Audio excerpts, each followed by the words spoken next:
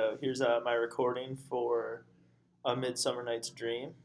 For the first question, what I found the most memorable. For this play, I found the most memorable thing to be when both Lysander and Demetrius fall in love with Helena. I find that to be the most memorable because earlier in the play, they're both in love with Hermina, and then after the fairies put a spell on them, they suddenly become in love with Helena, and just all the controversies that come with that. I found that to be like the most memorable and controversial part in the play. Question number two is the three major points of conflict in the play.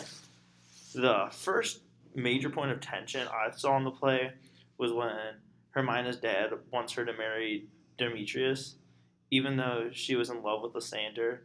This was a huge conflict because if she didn't marry him, she was going to die, which is a pretty big conflict. So she had to come up with a way to get away from everything to be able to marry Lysander.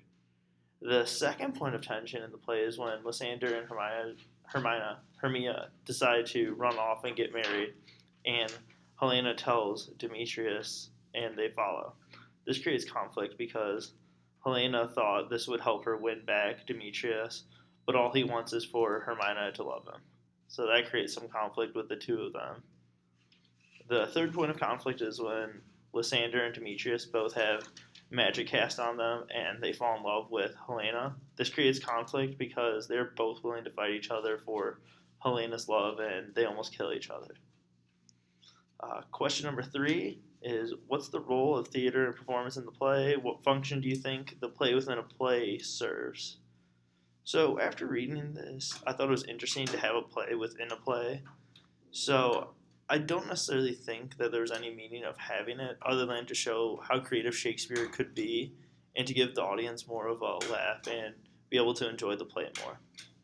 The fourth question is compare and contrast how gender is depicted in the play in terms of men and women. Is there a difference between the mortal and fairy worlds? How do you think having men playing the women characters changes or informs the depiction of gender?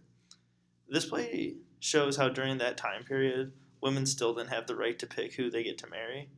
Also, it was interesting to see the play that a woman was chasing after a man because it's generally the other way around.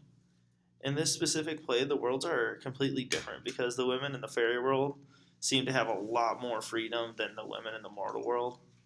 I would also think having men play the women in these roles would be interesting because many of them would probably feel weird about acting as a woman chasing after a man. All right, that's my response. Thanks.